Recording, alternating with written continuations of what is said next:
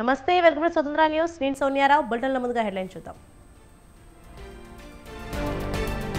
కాసేపట్లో అనకాపల్లి చోడవరానికి జగన్, మధ్యాహ్నం అంబాజీపేటలో బహిరంగ సభ.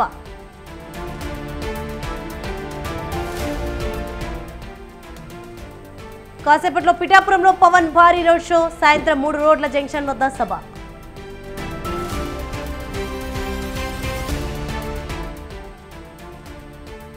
వరంగల్ ముఖ్య నేతలతో కేసీఆర్ సమావేశం, వ్యూహాలపై దిశానిర్దేశం.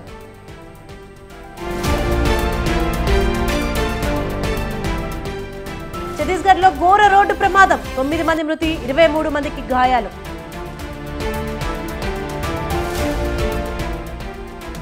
నేడు కోల్కతా వర్సెస్ ఢిల్లీ, రాత్రి 7:30కు కోల్కతా వేదికగా మ్యాచ్ ప్రారంభం.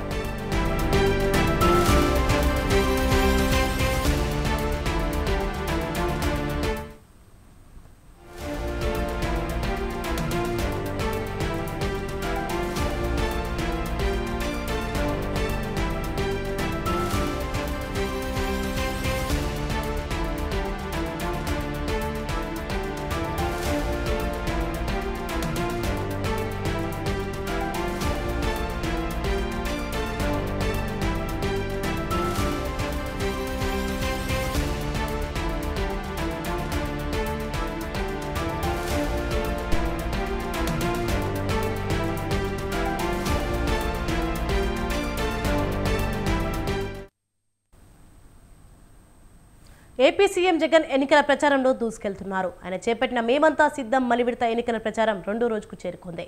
ఇవాళ 3 జిల్లాల్లో సీఎం జగన్ రోడ్ షోలు, బహిరంగ సభలు నిర్వహిస్తారు. కాసేపట్లో అనకాపల్లి జిల్లా చోడవరానికి చేరుకుంటారు. అనకాపల్లి, కోనసీమ, గుంటూరు జిల్లాలో ప్రచారం నిర్వహిస్తారు. జగన్ తన ప్రసంగంలో ప్రతిపక్ష కూటమిపై ప్రశ్నలు సంధిస్తున్నారు. మేనిఫెస్టోలో వైసీపీ నెరవేర్చిన హామీలు, ప్రతిపక్ష కూటమి నెరవేర్చిన హామీలపై సూటిగా ప్రశ్నలు వేస్తున్నారు.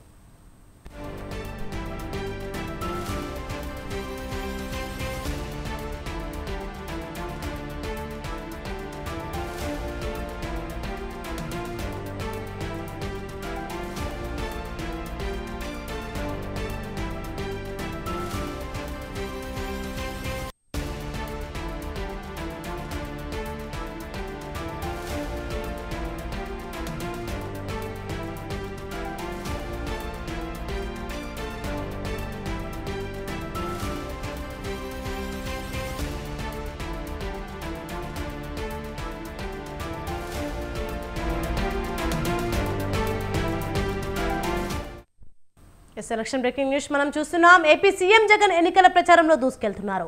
ఆయన చేపట్టిన మేమంతా సిద్ధం మలివిడత ఎన్నికల ప్రచారం 2వ రోజుకు చేరుకుంది. ఇవాళ 3 జిల్లాలో సీఎం జగన్ రోడ్ షోలు, బహిరంగ సభలు నిర్వహిస్తారు. కాసేపట్లో అనకాపల్లి జిల్లా చోడవరానికి చేరుకుంటారు. అనకాపల్లి, కోనసీమ, గుంటూరు జిల్లాలో ప్రచారం నిర్వహిస్తారు.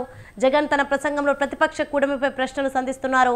మేనిఫెస్టోలో వైసీపీ నెరవేర్చిన హామీలు, ప్రతిపక్ష కూటమి నెరవేర్చిన హామీలపై సూటిగా ప్రశ్నలు వేస్తున్నారు.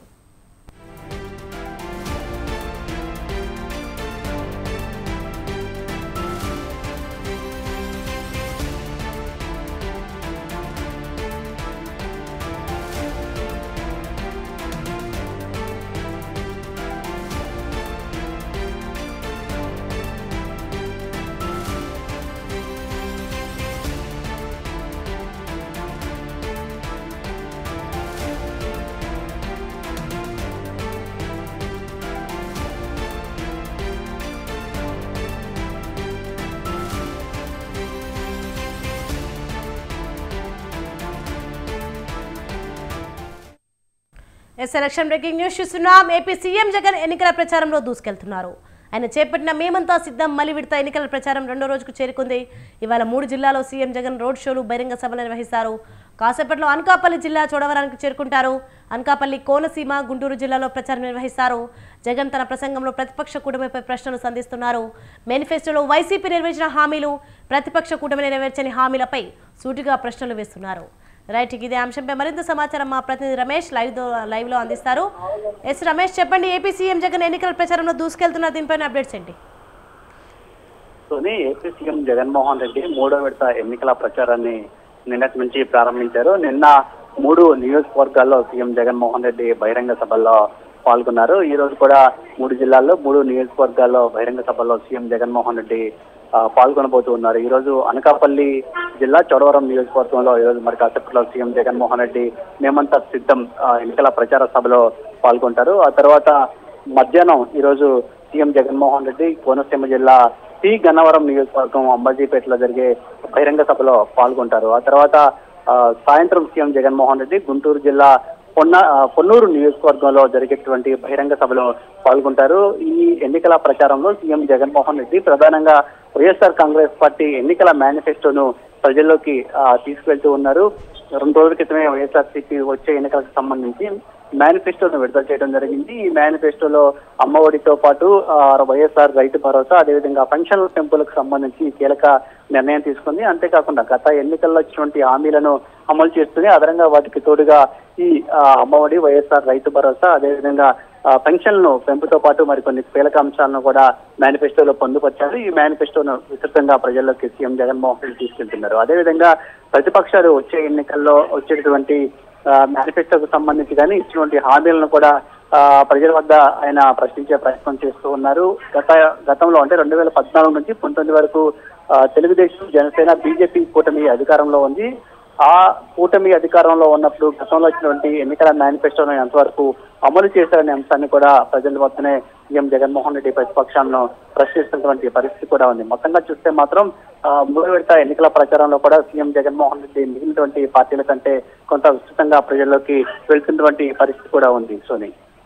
ఎస్ రమేష్, మరి కాసేపట్లో చూడడానికి చేరుకోబోతున్నారు జగన్. ప్రచారానికి సంబంధించి ఏర్పాట్లు ఎలా ఉన్నాయి, ప్రజల స్పందన ఎలా ఉంది?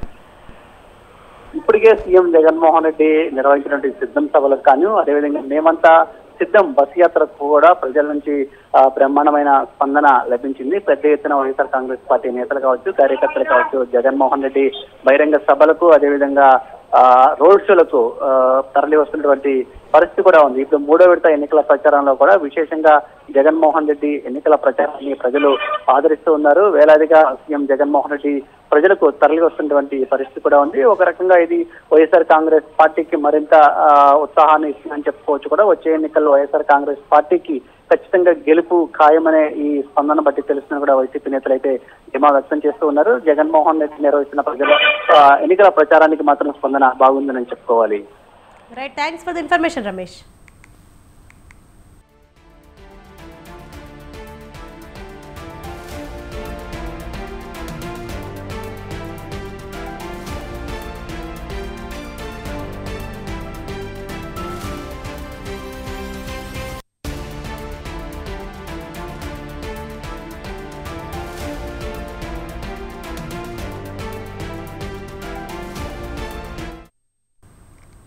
పులివెందులలో వైఎస్ భారతి ప్రచారం కొనసాగుతోంది. పట్టణంలోని వైఎస్ఆర్ గెస్ట్ హౌస్ నుంచి ఉదయం ఎన్నికల ప్రచారం ప్రారంభించారు వైఎస్ భారతి.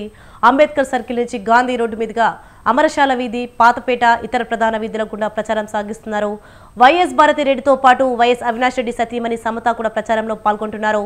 సీఎం జగన్ అమలు చేసిన సంక్షేమ పథకాలు ప్రజలకు వివరిస్తూ ప్రచారం నిర్వహిస్తున్నారు. స్థానిక ప్రజలు, మహిళలు, వైసీపీ శ్రేణుల నుంచి వారికి ఘన స్వాగతం లభించింది.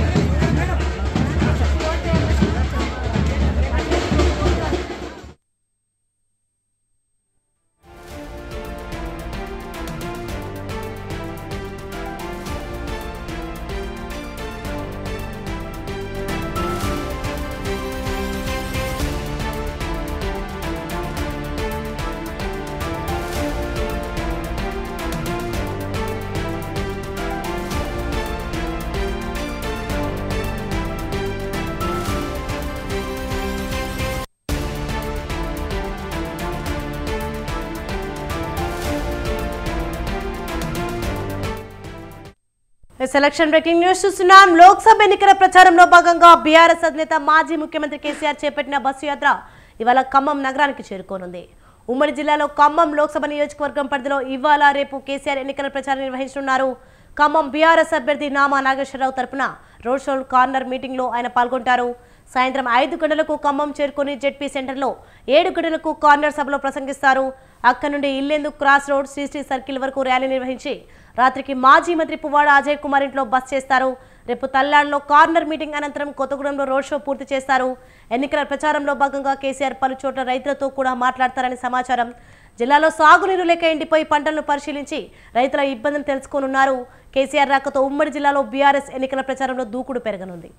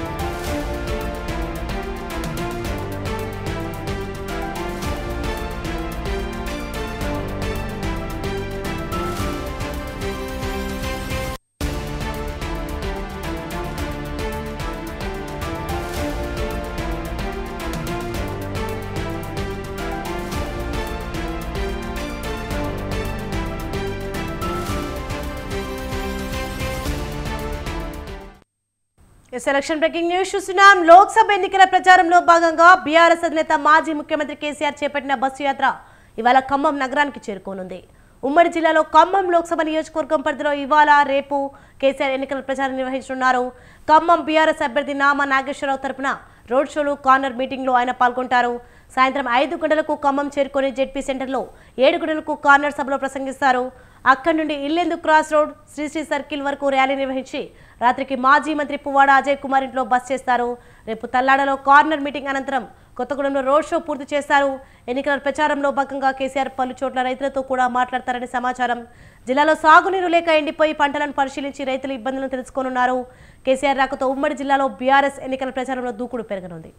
రైట్కి ఇదే అంశంపై మరింత సమాచారం మా ప్రతినిధి వెంకట్రావు ఫోన్ లైన్లో అందిస్తారు. ఎస్ వెంకట్రావు, చెప్పండి, ఇవాళ ఖమ్మం నగరానికి మాజీ సీఎం కేసీఆర్ ఖమ్మం నగరానికి చేరుకోనున్నారు. దీనిపైన అప్డేట్స్ ఏంటి? లోక్సభ ఎన్నికల ప్రచారంలో భాగంగా ఇక్కడ పార్లమెంట్ అభ్యర్థి నామా నాగేశ్వరరావు విజయాన్ని కాంక్షిస్తూ కేసీఆర్ మాజీ ముఖ్యమంత్రి బీఆర్ఎస్ అధినేత కేసీఆర్ 2 రోజుల పాటు ఖమ్మం జిల్లాలో బస్సు యాత్ర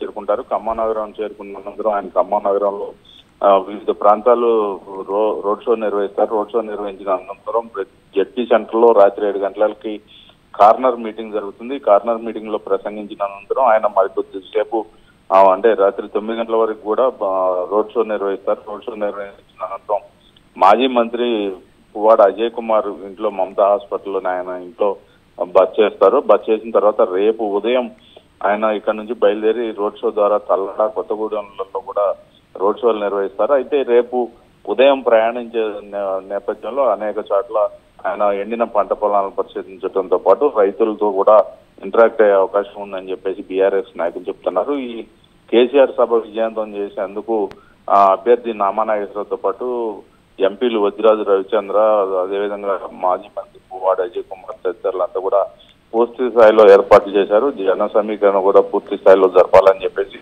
గత ఎన్నికల్లో అసెంబ్లీ ఎన్నికల్లో మొత్తం ఉమ్మడి ఖమ్మం జిల్లాలోని ఖమ్మం పార్లమెంట్ పరిధిలో ఉన్నటువంటి 7 స్థానాలను కూడా 7 స్థానాలు ఓటమి పాలైన నేపథ్యంలో ఈసారి కొంత కాంగ్రెస్ హవాను కొంత కట్టడి చేయాలనే ఉద్దేశంతో పూర్తి స్థాయిలో ప్రచారం ఇస్తున్నారు. దీనిలో భాగంగానే కేసీఆర్ కూడా 2 రోజుల పాటు ఖమ్మం పరిధిలో పర్యటన చేపడతా ఉన్నారు. అయితే రేపు ఉదయం కేసీఆర్ ముఖ్య నేతలతో సమావేశమై ఎన్నికల్లో అనుసరించాల్సిన వ్యూహంపై కూడా చర్చించి వారికి దిశానిర్దేశం చేసే అవకాశం ఉన్నట్టుగా తెలుస్తా ఉంది. Soni, right, thanks for the updates Venkatrao.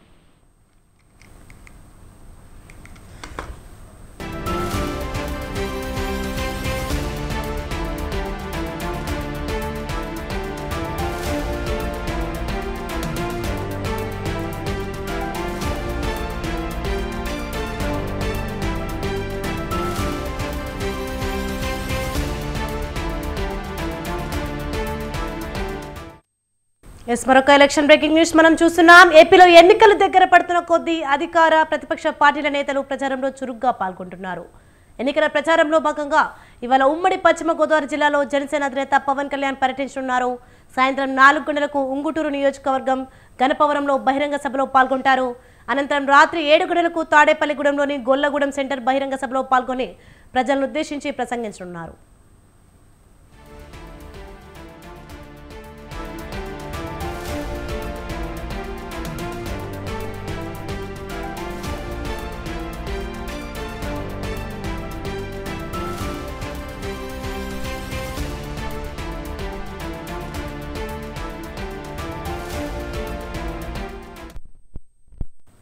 తెలంగాణలో పార్లమెంట్ ఎన్నికల జాతర జోరుగా సాగుతోంది. విమర్శలు ప్రతి విమర్శలతో ఇప్పటికే అధికార విపక్ష పార్టీల మధ్య మాటల తూటాలు పేలుతున్నాయి. ఇక పోలింగ్ తేదీ దగ్గర పడుతుండటంతో సమయం లేదు మిత్రమా అంటూ పార్టీ నేతలంతా ప్రచారంలో దూకుడు పెంచారు. ఈ క్రమంలోనే ప్రజలను తమ వైపు తిప్పుకునేలా ప్రధాన పార్టీల అగ్రనేతలు స్టార్ క్యాంపెయినర్లు రంగంలోకి దిగనున్నారు.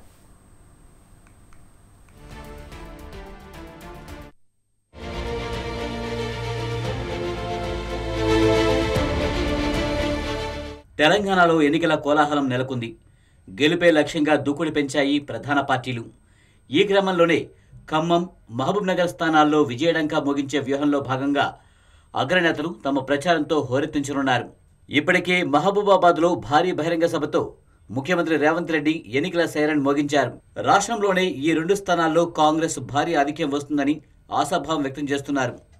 ఇక ఇక్కడ అభ్యర్థికి మద్దతుగా పార్టీ అగ్రనేతలు ప్రచారానికి రానున్నట్లు తెలుస్తోంది. రాహుల్ గాంధీ, ప్రియాంక గాంధీలో ఒకరిని ప్రచారానికి తీసుకురావడానికి అభ్యర్థులు పోటీ పడుతున్నట్లు సమాచారం. కాంగ్రెస్ పాలిత రాష్ట్ర ముఖ్యమంత్రులు సైతం ప్రచారం చేరున్నారు.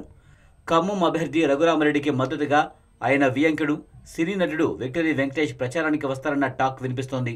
అలాగే ఉమ్మడి ఖమ్మం జిల్లాలో వామపక్షాల ప్రభావం ఉన్న నేపథ్యంలో జాతీయ స్థాయి వామపక్ష నేతలు ప్రచారం నిర్వహించేలా కాంగ్రెస్ నేతలు సంప్రదింపులు జరుపుతున్నట్లు సమాచారం. త్వరలోనే వీరి పర్యటనలు ఖరారు కానున్నట్లు తెలుస్తోంది.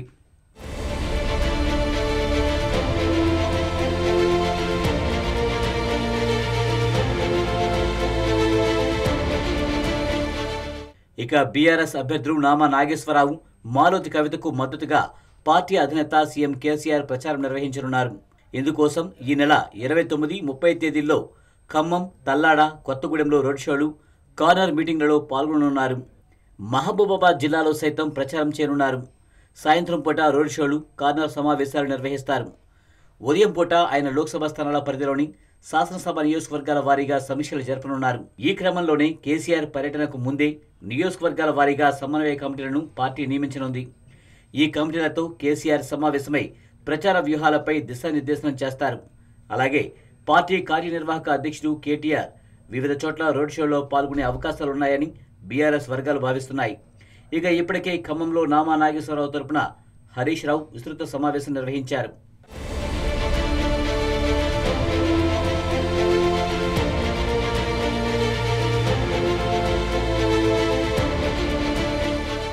బీజేపీ కూడా ఖమ్మం అభ్యర్థి తాండ్ర వినోదరావుకు మద్దతుగా జోరుగా ప్రచారాన్ని నిర్వహిస్తోంది. ఇప్పటికే కేంద్ర రక్షణ శాఖ మంత్రి రాజ్నాథ్ సింగ్ రోడ్ షోలో పాల్గొనగా ఈ నెల 29న జేపీ నడ్డా కూడా ప్రచారం చేరున్నారు. ఈ నేపథ్యంలోనే కొత్తగూడెం, మహబూబాబాద్ బహిరంగ సభలో పాల్గొంటారు. ప్రధాని మోదీ సైతం 2 స్థానాల పరిధిలో భారీ బహిరంగ సభకు హాజరయ్యేలా కమలదళం ప్రణాళికలు రచిస్తోంది. పలువురు కేంద్ర మంత్రులు, భారతీయ జనతా పార్టీ పాలిత రాష్ట్రాల ముఖ్యమంత్రులు, పార్టీ రాష్ట్ర అధ్యక్షుడు కిషన్ రెడ్డి సహా పలువురు ముఖ్య నేతలు ప్రచారానికి వచ్చే అవకాశం ఉన్నట్లు తెలుస్తోంది.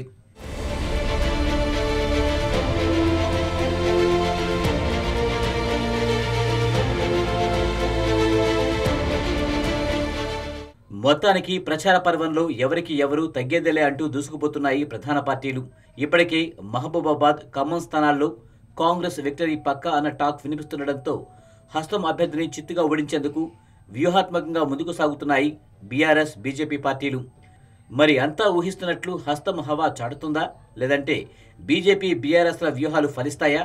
ఎవరు నెగ్గుతారు, ఎవరు తగ్గుతారు అన్నది తెలియాలంటే మాత్రం ఎన్నికల ఫలితాల వరకు వేచి చూడాల్సిందే. మరి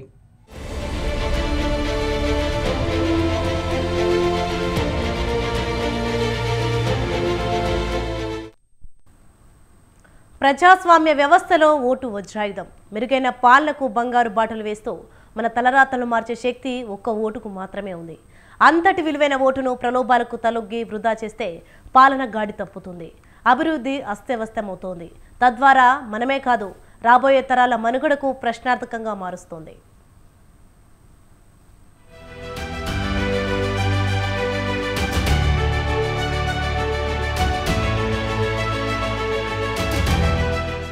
ఎన్నికలు డబ్బుమయమైపోయాయి.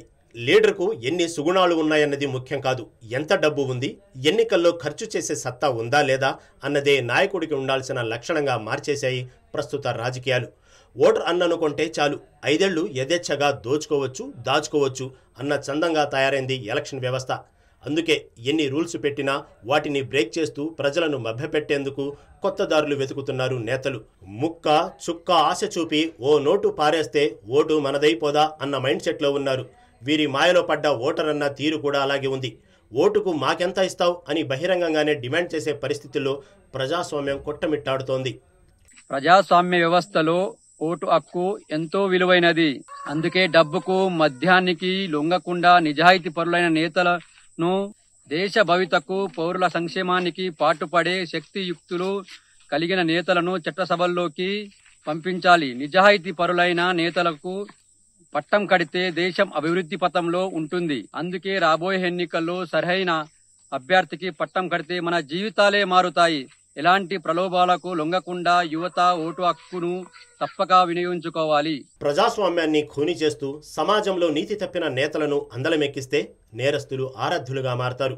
విలువలు పతనమై అవకాశవాదం రాజ్యమేలుతుంది, అవినీతి తాండవిస్తుంది, అభివృద్ధిని గాలికొదిలేసి తమ వాటాల కోసం తపన పడతారు. అందుకే అలాంటి అరాచక శక్తుల ఆట కట్టించేది శక్తి ఓటుకు మాత్రమే ఉంది. అలా కాకుండా డబ్బు మద్యం కోసం నేరస్తులను, అవినీతి పరులకు అధికారం అప్పగిస్తే దేశ భవిష్యత్తు నిర్వీర్యమయ్యే ప్రమాదం ఉంది. అందుకే వజ్రాయుధమైన ఓటుతో సమర్థవంతమైన నాయకుడిని ఎన్నుకొండంటూ ఎందరో రాజకీయ నిపుణులు హెచ్చరిస్తున్నారు. ప్రతి ఒక్కరు కూడా అందరూ ఈ ఓటు హక్కును వినియోగించుకోవాలి. అది కూడా మంచి అభ్యర్థిని చూసి ఎంచుకోవాలి. డబ్బుకు కానీ మద్యానికి కానీ లొంగి ఎవరికంటే వారికి ఓటు వేయడం మంచిది కాదు. దయచేసి మన యువకులకు మంచి జరగాలంటే మంచి అభ్యర్థిని ఎంచుకొని ఓటేయాలని అందరికీ మా యొక్క సూచన. ఇకపోతే 18 ఏళ్లు నిండిన ప్రతి పౌరుడికి ప్రజాస్వామ్యం ఓటు హక్కు కల్పించింది. అయితే నేనొక్కడినే ఓటు వేయకపోతే ఏమవుతుందిలే అనే భావనతో చాలామంది పోలింగ్కు దూరంగా ఉంటున్నారు. ఇది కూడా దేశ భవిష్యత్తుకు ప్రమాదమే.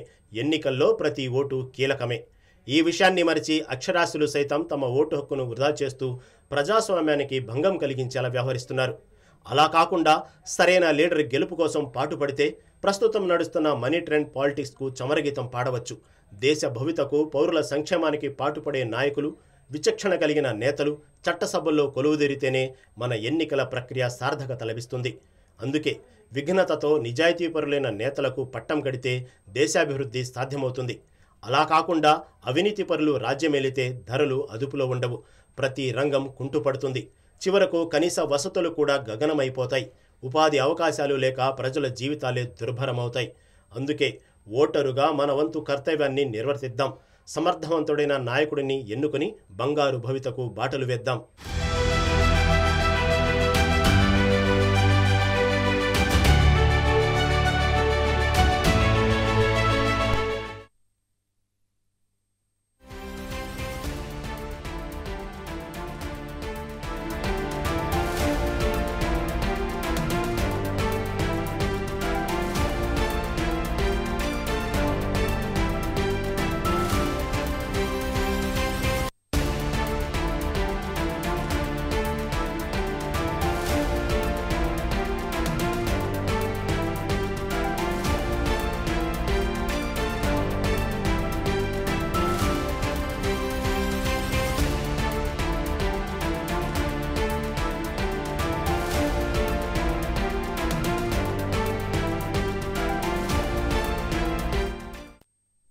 ఎలక్షన్ బ్రేకింగ్ న్యూస్ చూస్తున్నాం. దేశంలో 6వ దశలో నిర్వహించిన సార్వత్రిక ఎన్నికలకు నోటిఫికేషన్ వెలువడింది.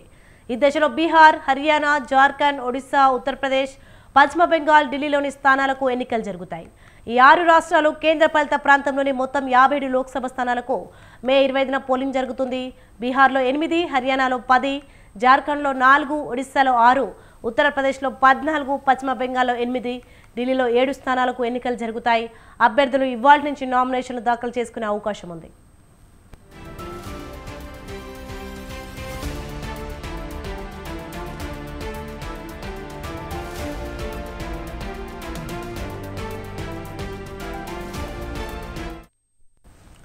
దేశంలో మొత్తం 7 దశల్లో ఎన్నికలు జరుగుతున్నాయి. ఇక 7వ దశ ఎన్నికలకు మాత్రమే నోటిఫికేషన్ విడుదల కావాల్సి ఉంది.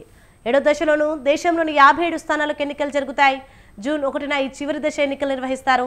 సార్వత్రిక ఎన్నికల ఫలితాలు జూన్ 4న విడుదల కానున్నాయి. ఇప్పటికే దేశంలో తొలి 2 దశల ఎన్నికలు ముగిశాయి. తొలి దశలో 102, రెండో దశలో 89 స్థానాలకు ఎన్నికలు జరిగాయి.